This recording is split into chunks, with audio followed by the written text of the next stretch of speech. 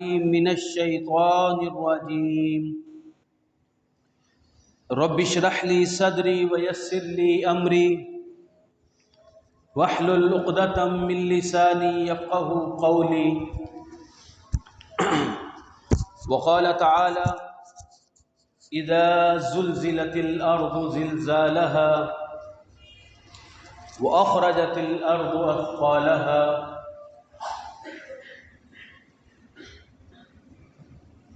تمام قسم کی تعریفات عبادات ایک اللہ وحدہ لا شریک کے لیے، ان گنت لا تعداد درود و سلام ہو امام الانبیاء رحمت للعالمین صلی اللہ علیہ وسلم کی ذات گرامی پر۔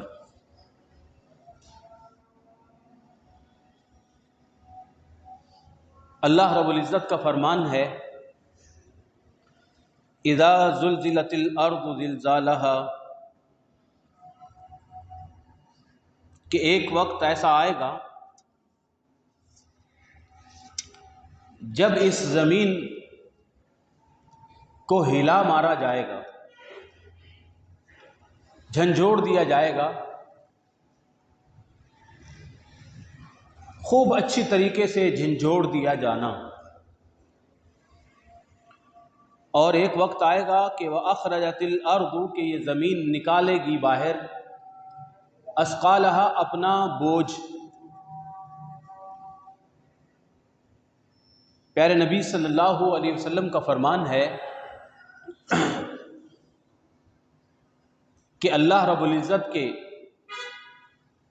بے شمار فرشتوں میں ایک فرشتے کا نام اسرافیل ہے۔ وہ فرشتہ اپنے منہ میں سور لے کر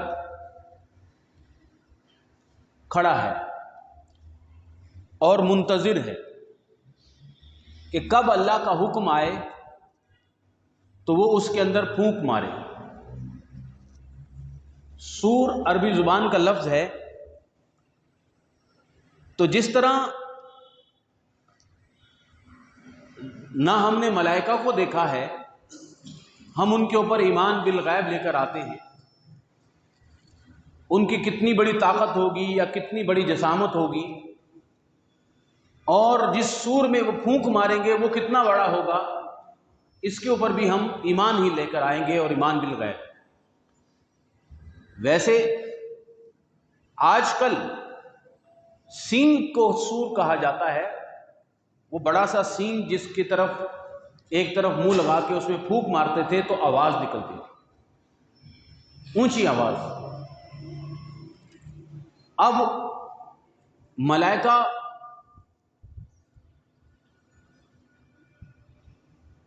اسرافیل علیہ السلام کس قسم کے سور میں پھونک ماریں گے کہ اس قدر آواز ہولناک آئے گی کہ زمین پر بسنے والے تمام انسانات یک لخت فنا ہو جائیں گے۔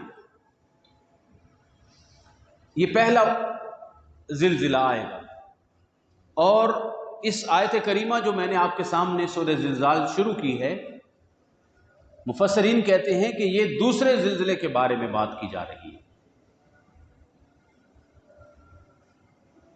پہلے سور پھونکنے اور دوسرے سور پھونکنے کے درمیان بڑا وقفہ ہوگا، وہ وقفہ بھی اللہ رب العزت ہی بہتر جانتے ہیں۔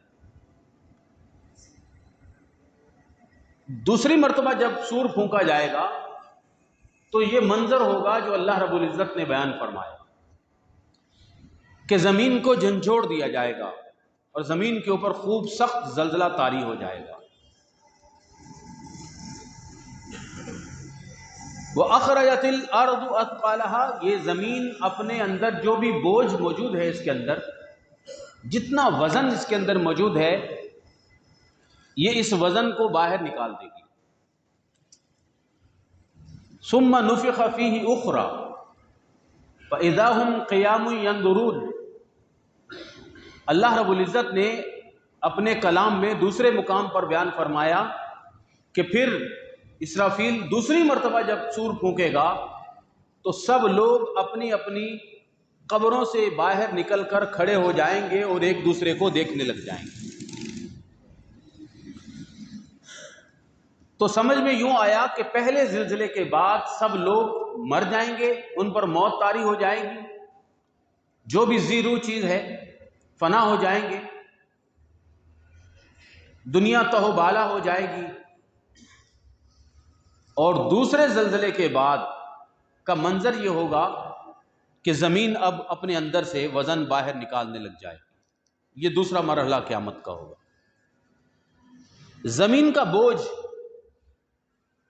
زمین کے اندر دفن ہونے والے جتنے بھی انسان تھے ابتدا سے لے کر آخر تک، وہ سب زمین کا بوجھ ہے۔ زمین اپنے وزن کو اور بوجھ کو باہر نکال دے گی۔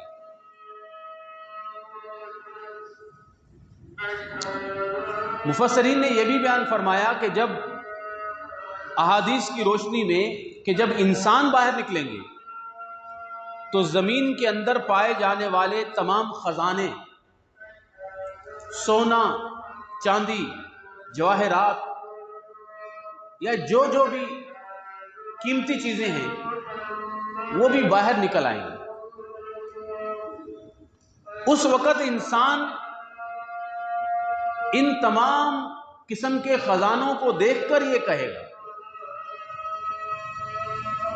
کہ میں نے جو چوریاں کی تھیں، جو میں نے انسانوں کا حق مارا تھا، جو میں نے قتل کیے تھے، وہ اس مال کی وجہ سے کیے تھے، اور اب یہ مال کوئی لینے والا ہے نہیں، اس مال کو اٹھانے والا کوئی نہیں۔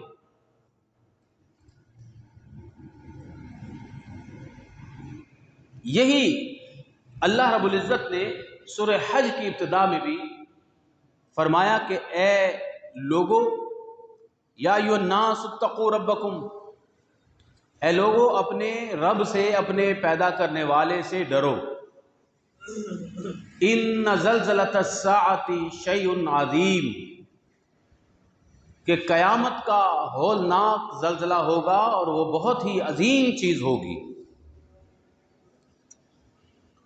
ایک منظر یہ بھی ہوگا وَتَرَى النَّاسَ سُكَارَىٰ، تم دیکھو گے لوگوں کو کہ لوگ مارے مارے پھر رہے، اور ایسے لگ رہا ہے جیسے نشے میں، لیکن وَمَا هُمْ بِسُكَارَىٰ، وہ نشے میں نہیں ہوں گے، وَلَٰكِنَّ عَذَابَ اللَّهِ شَدِيدٌ، بلکہ اللہ کے شدید ترین عذاب سے دوچار ہو چکے ہوں گے اور ہکا بکا رہ جائیں گے اور پریشان ہوں گے۔ دیکھنے والا یہ سمجھے گا کہ یہ گویا کسی نشے کے اندر مبتلا ہے، کہ نہ کسی کی بات سن رہا ہے، نہ کسی کو دیکھ رہا ہے، نہ کسی کی طرف توجہ کر رہا ہے۔ اس کے سامنے کوئی زخمی ہے تو اس کی طرف نہیں دیکھ رہا، یا کوئی مر رہا ہے اس کی طرف نہیں دیکھ رہا۔ تو یہ منظر کیا ہے؟ اس کو دیکھ کر قیامت کے مناظر کو جو قرآن نے بیان کیے ہیں، ان کو دیکھ کر آج کل کے ایسے ہی مٹی سے اٹے ہوئے انسان، دھول اور مٹی کے اندر ڈوبے ہوئے افراد، اور ایک دوسرے کو چھوڑ کر دوڑتے ہوئے لوگوں کو دیکھ کر یہ مناظر خوب یاد آتے ہیں۔ وقال الانسان، انسان کہے گا ما لہا، اس زمین کو کیا ہو گیا؟ مطلب انسان نے اس سے پہلے زلزلے تو دیکھے ہوں گے، لیکن ان زلزلوں میں عمارتوں کے اندر اور ملبوں کے اندر لوگوں کو دفن ہوتا دیکھا ہوگا،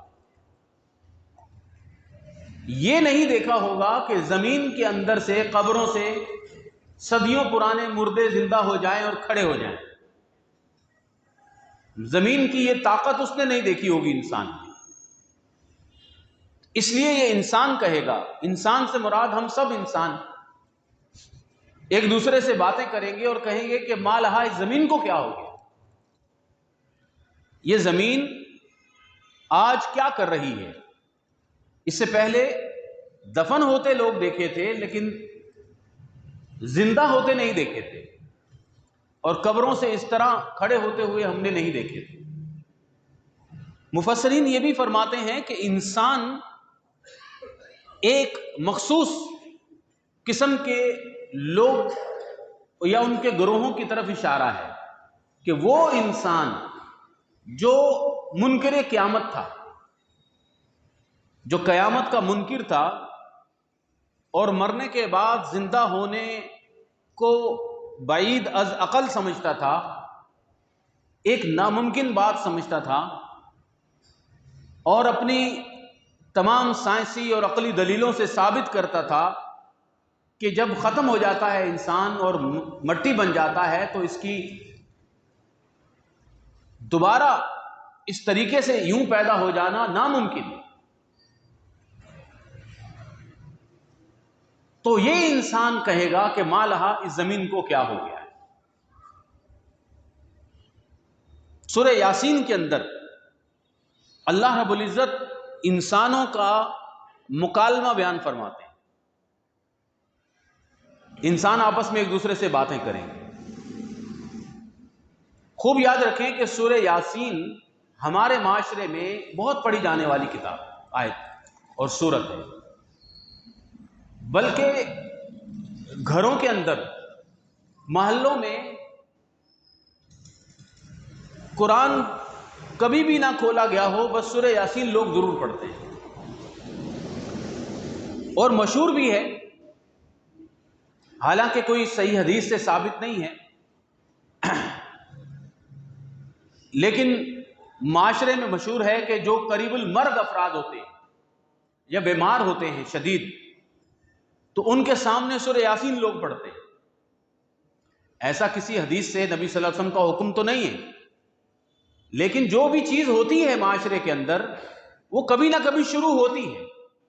وہ کیوں شروع ہوتی ہے اس کے پیچھے بھی کوئی عقل ہوتی ہے، لاجک ہوتی ہے۔ وہ یہ وجہ تھی کہ سورہ یاسین کے اندر مرنے کا ذکر ہے اور مرنے کے بعد زندہ ہونے کا ذکر ہے، قیامت کے مناظر بیان کیے گئے۔ تو جو بندہ دنیا سے جا رہا ہے اس کے سامنے یہ آیتیں اس لیے لوگ پڑھتے تھے تاکہ اسے اللہ کی طاقت پر ایمان ہو جائے، اللہ پر ایمان ہو جائے، اور مرنے کے بعد کی زندگی پر اس کو ایمان۔ لیکن اب یہ صورتحال یہ ہے کہ وہ جو بیمار ہے اس کو بھی سمجھ کچھ نہیں آتی کہ یہ جو پڑھ رہے ہیں یہ کیا پڑھ رہے ہیں، اور جو پڑھنے والا ہوتا ہے اسے بھی پتہ نہیں ہوتا کہ میں سورہ یاسین پڑھ رہا ہوں تو کیوں پڑھ رہا ہوں، اس کے اندر لکھا کیا ہے یا اس کا مطلب کیا ہے۔ تو سورہ یاسین میں ایک منظر ہے کہ قبروں سے اٹھ کے انسان جب باتیں کریں گے تو کیا باتیں کریں گے؟ من بعثنا من مرقدنا، لوگ کہیں گے کہ ہمیں ہماری قبروں سے کس نے اٹھایا، کیسے ہو؟ ایک طویل مرقد خواب گاہ کو کہتے ہیں، عرصے سے سوئے ہوئے تھے، اب اچانک سب لوگ کھڑے ہو گئے ہیں، ہمیں کس نے اٹھایا؟ تو اس کے آگے جواب ہے کہ ھذا ما وعد الرحمن وصدق المرسل، یہ رحمان کا وعدہ ہے، یہ اللہ رب العزت کا وعدہ تھا کہ تم نے یوں قبروں سے کھڑے ہونا ہے، اور رسولوں نے جو بھی فرمایا تھا سچ فرمایا تھا۔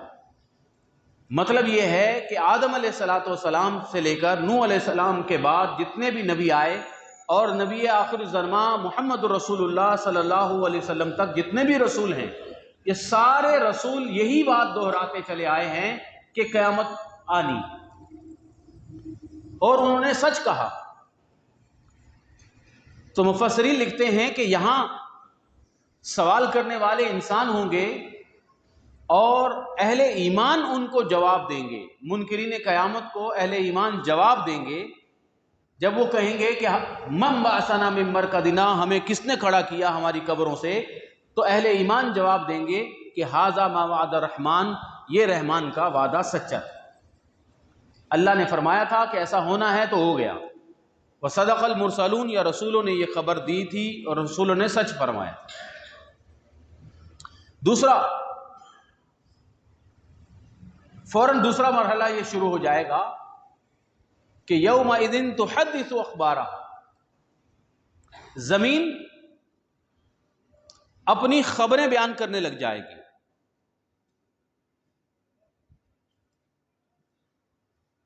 کس قسم کی خبریں زمین بیان کرے گی؟ ترمذی میں اور مسند احمد میں رسول اللہ صلی اللہ علیہ وسلم کا فرمان موجود ہے کہ آپ نے یہ آیت کریمہ پڑھی اور پوچھا کہ اتدرون ما اخبارها، کہ زمین کون سی خبریں بیان کرے گی، تمہیں پتا ہے؟ صحابہ نے کہا اللہ کے رسول پتہ نہیں، زمین کے اللہ نے فرمایا ہے کہ زمین سے خبریں بیان کی جائیں گی، زمین باتیں کرے گی، زمین بولے گی۔ تو اللہ کے رسول نے فرمایا کہ ان تشہد، یہ زمین گواہی دے گی، علی کل عبد او امۃ، ہر بندے، ہر مرد اور ہر عورت کے بارے میں، بما عمل علی ظہرہا، کہ زمین کی پشت کے اوپر اس نے کیا کام کیا۔ زمین کے اوپر کی جانے والی ہر نیکی اور زمین کے اوپر کیے جانے والا ہر گناہ یہ زمین خود بیان فرمائے گی اور کہے گی کہ عاملہ یوم کذا و کذا، اس بندے نے یہ کام کیے تھے۔ اب دو باتیں اس آیت کریمہ میں ہیں۔ پہلی بات کہ جب زمین انسانوں کے گناہوں کو بتائے گی تو زمین انسانوں کی نیکیوں کو بھی بتائے گی۔ اسی لیے اللہ کے بندے جہاں بھی سفر کر کے جاتے تھے، اللہ کے نیک بندے، تو مختلف مقامات پر نماز ضرور پڑھتے تھے، سجدہ ضرور کرتے تھے، سفر میں، حضر میں، جگہ بدل بدل کر، اور ان کا یہ کہنا تھا کہ زمین گواہی دے گی ہمارے سجدوں کے بارے میں۔ تو جہاں بھی جائیں، شام کو گھر آئے ہیں تو گھر میں بھی نمازیں، مسجد میں بھی نمازیں، سفر پہ گئے ہیں تو جگہ بدل بدل کر مختلف جگہوں پر نمازیں۔ بعض اوقات جنگلوں میں لوگ جاتے تھے، کسی ایسے سفر پر نکلے ہیں، پہاڑوں پہ کوئی گھومنے پھرنے گیا ہے، تو ان پہاڑوں پہ عام طور پہ انسان کے قدم نہیں پڑتے، تو وہاں پر بھی دو اللہ کے بندے سجدہ کرتے ہیں کہ ہو سکتا ہے قیامت کے دن یہ جگہ بھی میرے بارے میں گواہی دے۔ اللہ اکبر۔ پیارے نبی صلی اللہ علیہ وسلم کا اس سے ملتا جلتا ایک مفہوم حدیث کا بیان کرتا ہوں، کیونکہ خاص عربی الفاظ اس وقت یاد نہیں ہیں۔ وہ مفہوم یہ ہے کہ رسول اللہ صلی اللہ علیہ وسلم نے فرمایا کہ جب تم سفر پر نکلو تو آپ نے فرمایا کہ تم میں سے ایک شخص اذان دے اور تم میں سے ایک شخص امامت کروائے اور لوگ تم نماز پڑھو۔ اذان کی الفاظ جہاں جہاں پر جائے گی اور جتنے بھی انسان یا جنات اس کو سنیں گے، کل قیامت کے دن اس اذان دینے والے کے حق میں گواہی دے گی، جہاں جہاں اس کی آواز جائے گی۔ تو یہ زمین کی گواہی ہے، یہ در و دیوار کی گواہی ہے، یہ پہاڑوں کی اور یہ پتھروں کی اور ہر چیز کی گواہی ہے۔ پہلی بات ہمیں اس آیت کریمہ سے یہ سمجھ میں آتی ہے۔ اب رہی بات کہ انسان انکار کرتا ہے عام طور پر جو چیز اسے سمجھ میں نہیں آتی۔ اب انسان کو یہ پتہ نہیں چلتا کہ زمین بولے گی، کیسے بولے گی، زمین سے آواز آئے گی، کیسے آواز آئے گی، یہ انسان عام طور پر سمجھ نہیں سکتا۔ تو اس منکر یا اس کم عقل انسان کو کہ ہم دنیا میں بسنے والے جتنے بھی انسان ہیں، ہماری عقل ناقص ہے، کمزور ہے، ان سب کو جواب اگلی آیت میں دیا گیا ہے کہ زمین اپنی خبریں بتائے گی اس لیے کہ بِأَنَّ رَبَّكَ أَوْحَىٰ لَهَا، کہ تیرے رب نے حکم دیا ہوگا۔ یہ جواب ہے ہر پیدا ہونے والے اشکال، ہر پیدا ہونے والے سوال کا، کہ تمہیں نہیں پتا یہ زمین کیسے بول رہی ہے، لیکن رب نے اس کو حکم دیا ہے، اللہ نے اس کو حکم دیا ہے تو اب یہ بولے گی۔ آج کا انسان تھوڑی سی عقل استعمال کرے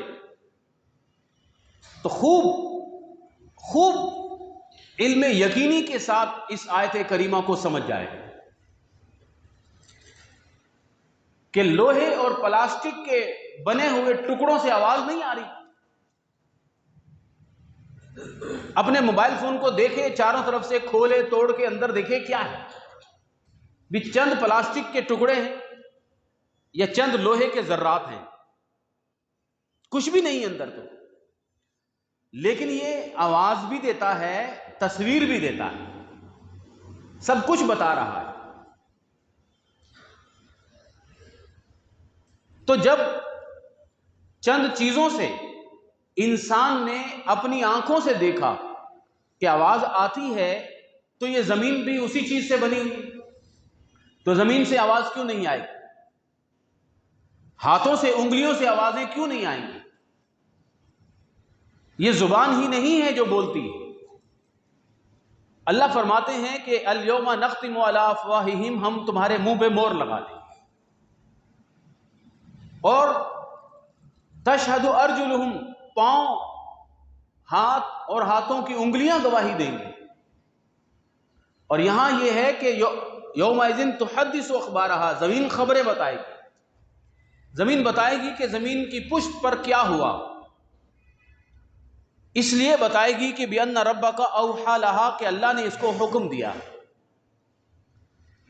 قرآن کریم میں آج اور آئندہ آنے والی دنیا کے اندر ہر بڑے سے بڑے مسائل، انسانوں کو پیش آنے والی باتیں، کوئی زلزلہ، کوئی طوفان، کوئی آفت، کوئی بیماری، انسانیت کو جتنی بھی بیماریاں انسانوں کے اندر موجود ہیں، ان کی روح کو، ان کے جسم کو، ان کے عقیدوں کو، اس کا حل قرآن کریم میں اللہ رب العزت نے زندہ کتاب اسی لیے ہے قیامت تک کے لیے کہ اس میں بتایا ہے۔ اللہ تعالیٰ نے بتایا ہے کہ زمین حکم کے علاوہ نہیں کچھ کرتی۔ بِأَنَّ رَبَّكَ أَوْحَىٰ لَهَا، رب نے وحی کی ہے۔ خوب اس کو زور سے سمجھیں اور ساری زندگی کے لیے سمجھیں، اس لیے کہ اس وقت ہم گلوبل ولیج میں رہتے ہیں کہ پوری دنیا ایک گاؤں کی طرح بن گئی ہے۔ پرانے دور میں جو گاؤں تھا نا، اس میں ہر بندہ ایک دوسرے کے گھر کے حالات سے واقف تھا، فلاں گلی میں وہ کون رہتا ہے، فلاں گلی میں کیا ہوا ہے، چھوٹے سے گاؤں میں۔ تو اب یہ دنیا گلوبل ولیج، تو کہیں دور کے ممالک میں کوئی زلزلہ آ جائے، کوئی آفت آ جائے، تو ایسے ہی لگتا ہے جس طرح ہمارے سامنے یہ ہوا ہے، ایک ایک پل سے، ایک ایک بات سے باخبر ہوتے ہیں۔ لیکن غیر مسلموں کو یا کافروں کو یا اللہ کے منکروں کو کوئی بات پھیلاتے ہوئے دیکھیں تو سمجھ میں آتی ہے کہ ان کو تو قرآن کا پتہ ہی نہیں۔ لیکن جب مسلمان قوموں کے اندر، مسلمانوں کے اندر اور پڑھ لکھے لوگوں کے اندر غلط باتیں پھیلائی جاتی ہیں اور وہ پھیلتی چلی جاتی ہیں، جاہلوں کی طرح سب لوگ باتیں کرنے شروع ہو جاتے ہیں، تو پھر حیرانگی ہوتی ہے کہ اللہ رب العزت کا حکم اور قانون کہاں چلا گیا؟ بات سمجھ نہیں آ رہی آپ کو؟ 2-4 دن سے جیسے ہی ترکی میں زلزلہ آیا تو 40-50 پڑھ لکھے لوگوں کے میسج آ گئے کہ یہ اسرائیل کی سازش۔ دیکھیں ترکی کے اس طرف اسرائیل ہے، اس طرف شام ہے، تو ادھر کیوں آ گیا زلزلہ، ادھر کیوں نہیں آیا؟ یہ انسان جب باتیں پھیلاتا ہے تو مرچ مسالے لگا کر پھیلاتا ہے۔ تو بھائی یہ اسرائیل کو کس نے بنایا، یہ بھی تو بتائیں مجھے۔ سازش ہے کس نے کی؟ بھائی یہودیوں نے کی۔ یہودیوں کو کس نے پیدا کیا؟ کون ہے رب؟ اللہ کو بھول گئے؟ قانون قدرت کو، اللہ رب العزت کی طاقت یہاں تھی اور ہم نے یہاں دیکھ کر اللہ پر ایمان کو زندہ کرنا تھا۔ اس منظر کو دیکھ کر ہم نے توبہ کرنی تھی، استغفار زیادہ شروع کر دینا تھا، اور اپنی بلڈنگوں کو دیکھ کر جن پر ہم فخر کرتے ہیں کہ ہمارے 50 مالے 20 مالے، ان کو دیکھ کر سوچنا تھا کہ یہ ہم پر ہی ایسا نہ ہو کہ دے مارے جائیں۔ یہ اللہ رب العزت ہلاتا ہے، زمین کو اللہ ہلاتا ہے۔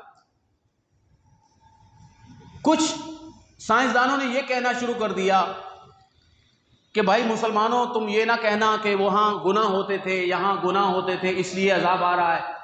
یہ تو دراصل زمین کی کچھ پلیٹیں ہوتی ہیں، فالٹ لائنز ہوتی ہیں، فالٹ لائن. تو زمین کی فالٹ لائن جب ہلتی ہے تو یوں زلزلہ آتا ہے. تو بھائی اس زمین کی فالٹ لائن کو کس نے ہلایا؟ بس یہاں بات بتائیں، اس زمین کو پیدا کس نے کیا؟ اللہ تعالیٰ نے. تو ٹھیک ہے بھائی، بِأَنَّ رَبَّكَ أَوْحَىٰ لَهَا، یہ جواب کہ تیرے رب نے وحی کی ہے، حکم دیا ہے تیرے رب نے. اب جو کچھ بھی ہو رہا ہے یہ تیرے رب کا حکم ہے. تو جب اللہ کا حکم آتا ہے اور اس طرح 2 3 400 500 نہیں، سینکڑوں نہیں، ہزاروں 25 ہزار اموات یک لخت ہو جاتی ہیں اور دور دور تک بلڈنگیں بڑی بڑی مضبوط طاقتور خیموں میں تبدیل ہو جاتی ہیں. وہ لوگ جو کل فخر کیا کرتے ہوں گے کہ ہم کروڑ پتی ہیں اور ہمارے اتنے ہی بلڈنگیں ہیں، ہمارے اتنے فلیٹ ہیں، یا ہمیں کوئی پرواہ نہیں ہے، ہمیں تو اب اتنا کرایہ آتا ہوگا کہ اب ہماری 7 پشتیں بھی کھائیں گی، اگلے دن وہ بھی خیموں میں بیٹھے ہوئے.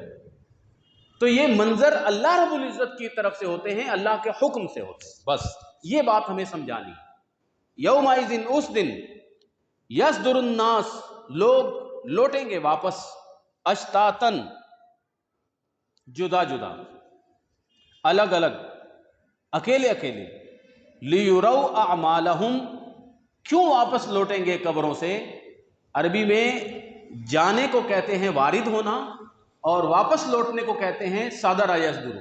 تو اللہ نے فرمایا یومئذ، اس دن، یصدر الناس، لوگ واپس کو لوٹ رہے ہوں گے، یعنی قبروں سے واپس الٹے پاؤں نکل کے لوٹیں گے، ایک ہی مقام کی طرف جمع ہو رہے ہوں گے. کیوں؟ لیروا اعمالہم، اصل یہ کام ہے کہ اپنے اپنے نامہ اعمال کو دیکھیں. تو یاد رکھو، فَمَن يَعْمَلْ مِثْقَالَ ذَرَّةٍ، یہ انسان کی حقیقت ہے، یہ سارے اعمال کی حقیقت ہے، یہ ساری زندگی کا نچوڑ ہے کہ جس بندے نے بھی ذرہ برابر کوئی نیکی کا کام کیا ہوگا وہ اپنے سامنے اس کو دیکھے گا. وَمَن يَعْمَلْ مِثْقَالَ ذَرَّةٍ شَرًّا يَرَهُ، اور جس بندے نے ذرہ برابر بھی کوئی برائی کا کام کیا ہوگا وہ بھی اپنے سامنے اس کو دیکھے گا. ثُمَّ يُمِيتُكُمْ، پھر وہ تمہیں مارے گا. ثُمَّ يُحْيِيكُمْ، پھر وہ تمہیں زندہ کرے گا. دوبارہ جو زندہ کیا جانا ہے یہ اس آیت کریمہ کے اندر، اذا زلزلت الارض زلزالہا. پھر ثم الیہ ترجعون، پھر تم سب اسی کی طرف لوٹ کر جاؤ گے. کس طرح آؤ گے؟ وَلَقَدْ جِئْتُمُونَا فُرَادًا،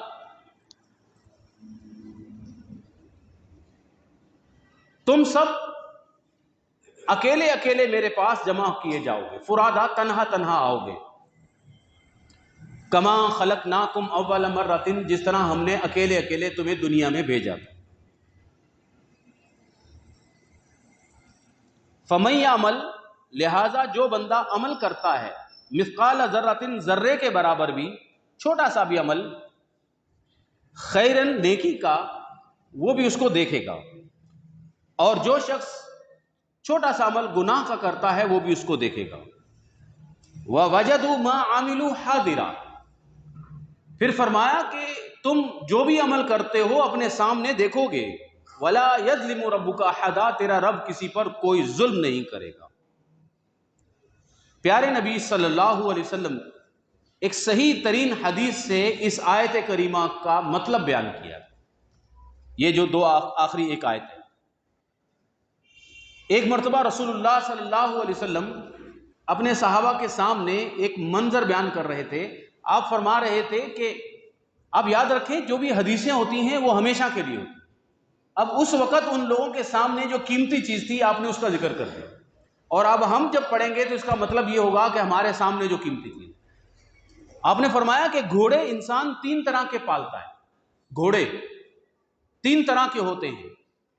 تو آج کل ہم کیا کہیں گے کہ اچھی مہنگی کار جو ہے وہ آدمی کے پاس ہوتی ہے تو تین قسم کے لوگوں کے پاس کار ہوتی ہے. اب رسول اللہ صلی اللہ علیہ وسلم نے فرمایا کہ جو گھوڑے ہوتے ہیں وہ تین طرح کے ہوتے ہیں. ایک گھوڑا ہوتا ہے لِرَجُلٍ اجر، کہ وہ گھوڑا اس بندے کے اجر اور نیکی میں اضافے کا سبب بن رہا ہے، کہ وہ اس سواری سے جہاد کر رہا ہے، اس سواری سے نیکی کا کام کر رہا ہے، اس سواری سے تبلیغ کا کام کر رہا ہے، یا اس سواری کے ساتھ وہ لوگوں کی مدد کر رہا ہے. تو یہ تو اس کے لیے نیکی کا ہی باعث ہے نا، اس کا تو چلنا پھرنا ہی نیکی ہے.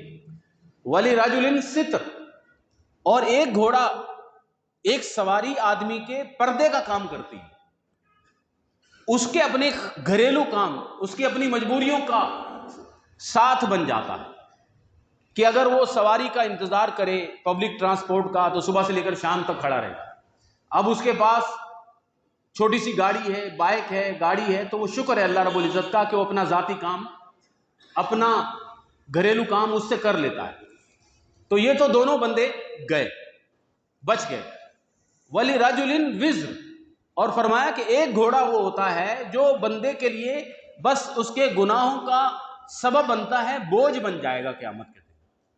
وہ کہے گا کہ اتنی بڑی مہنگی جو کار تھی، بس اس سے وہ عیاشی کا کام لیتا تھا، اس کو وہ اپنی معاشرے میں، اپنے محلے میں لوگوں کے سامنے اپنی دولت کو دکھانے کا کام لیتا تھا، بس وگرنہ اس کو کوئی ضرورت نہیں تھی، بس وہ اس لیے رکھی ہوئی تھی کہ لوگوں کے اوپر تھوڑا سا امپریس ہو، کہ لوگوں کو پتہ لگے کہ میرے پاس کتنا مال ہے، بس ایک نمائش کے لیے اس نے اپنی دولت. تو یہ تین چیزیں ہیں اور تین بندے ہیں، کسی کو ایک ہی چیز سے فائدہ ہو رہا ہے، نیکی، اور وہ دوسرا بندہ اپنی مجبوری سے وہ سواری استعمال کرتا ہے، اور تیسرا بندہ جو ہوگا وہ تو اس کے لیے گناہ کا سبب بنے گا.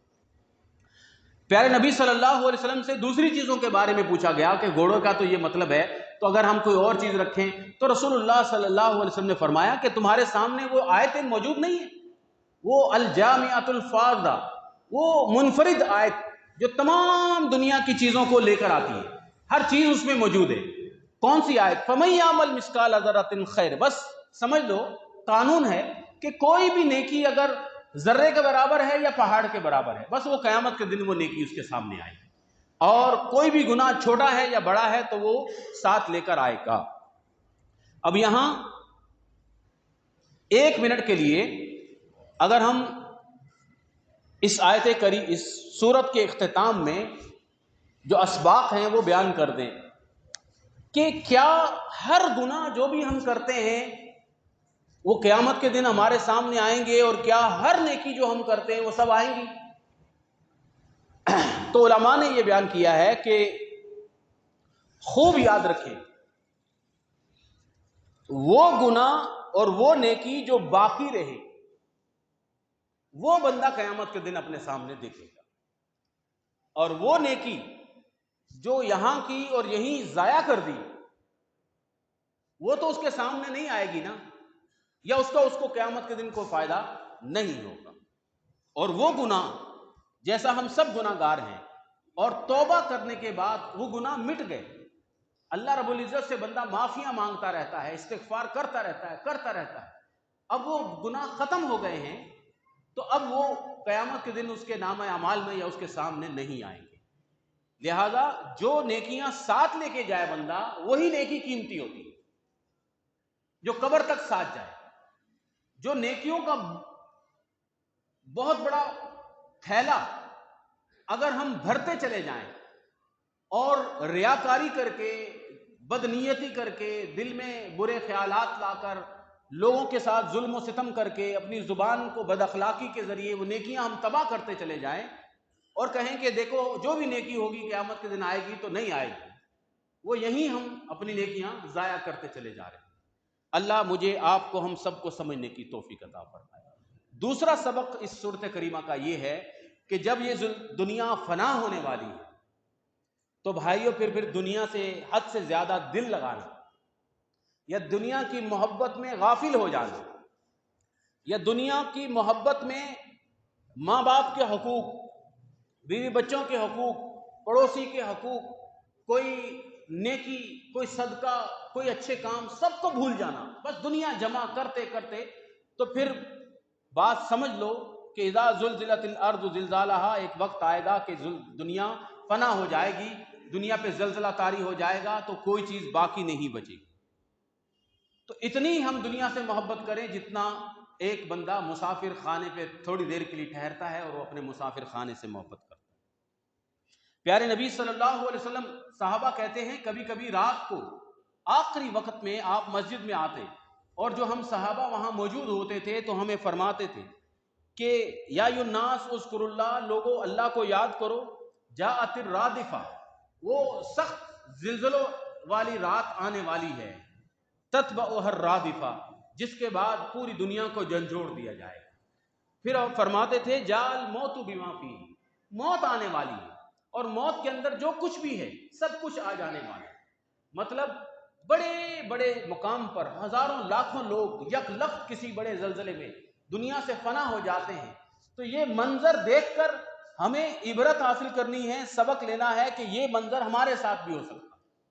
اور جس مال کے بدلے میں نے اپنے ماں باپ سے بولنا چھوڑ دیا، اپنے بہن بھائیوں سے بولنا چھوڑ دیا، جس مال کے بدلے میں نے حقوق العباد نہیں کیے، صلہ رحمی کو چھوڑ دیا، رشتے ناتوں کو توڑ دیا، جس مال کے بدلے، اب وہ مال کہیں بھی نہیں رہے گا، سب فتح ہونے آنے والا ہے۔ اور دعاؤں کا وقت ہو جاتا ہے، ہم دعاؤں کو چھوڑ کر ہم سازشی تھیوریز کی طرف چلے جاتے ہیں، اور ادھر ادھر کا باتیں مزید جھوٹ مزید معاشرے کے اندر پھیلانے شروع ہو جاتے ہیں۔ تو یہ منظر یا یہ وقت دعاؤں کا ہوتا ہے کہ کیا 1 لاکھ 2 لاکھ لوگ جو بڑے بڑے گھروں میں رہتے تھے آج وہ سڑکوں پر ہیں، اور بلکہ سڑکوں پر بھی کیا، بے شمار ان میں سے 25,000 کی تعداد سامنے آئی ہے، پتہ نہیں کہاں تک جائے گی، بے شمار لوگ ابھی بھی ملبے تلے ہیں اور مٹی کا حصہ بن چکے ہیں، دفن ہو چکے ہیں، مر چکے ہیں۔ تو یہ منظر توبہ استغفار پر ابھارتا ہے۔ رات کے 4 بجے، اچھا وہ تو وقت ہے کہ ہم بالکل بے ہوش ہوتے ہیں، بالکل بے ہوش ہوتے ہیں، لیٹ رات کو سوتے ہیں، اور سردی شدید میں تو سب لوگ سوئے ہوں گے، اس وقت پتہ بھی نہیں چلا کہ توبہ کب کرنی ہے یا معافی کب مانگنی ہے۔ تو پھر ہمیں رات کو ہی سوتے وقت عشاء کی نماز میں ہی ہم توبہ استغفار کر کے سوئے کہ پتہ نہیں صبح اٹھنا بھی ہے کہ نہیں اٹھنا۔ اور وہ جو کنکریٹ سے بڑا بھاری میں نے محل یا بلڈنگ بنائی ہے، وہ ساری بلڈنگ میرے اوپر آ گئی تو ہفتوں تو لگ جائیں گے نیچے نیچے نکالتے نکالتے۔ تو یہ منظر ہونا چاہیے۔ قرآن کریم میں اللہ رب العزت نے ایک مقام پر ہود علیہ السلام کی زبانی کہ اپنی قوم کو وہ سمجھاتے تھے اور کہتے تھے وَتَتَّخِذُونَ مَصَانِعَ لَعَلَّكُمْ تَخْلُدُونَ، تم گھر ایسے بناتے ہو جیسے تم نے ہمیشہ رہنا ہے۔ کیسی بڑی بات، کتنی بڑی بات ہے، تم ایسے محلات بناتے ہو شاید کہ تم ہمیشہ ہمیشہ کے لیے اس میں رہو گے۔ تو پتہ یہ چلا کہ یہ دنیا ہمیشہ ہمیشہ کے لیے رہنے کے لیے نہیں۔ یہ سبق ملتا ہے ہمیں دنیا کو دیکھ کر بھی اور ان آیت کریمہ کو پڑھ کر بھی۔ اللہ سے دعا ہے کہ اللہ رب العزت مجھے، آپ کو، ہم سب کو سمجھنے کی، سبق حاصل کرنے کی اور توبہ اور استغفار کرنے کی توفیق عطا فرمائے۔ وآخر دعوانا الحمدللہ۔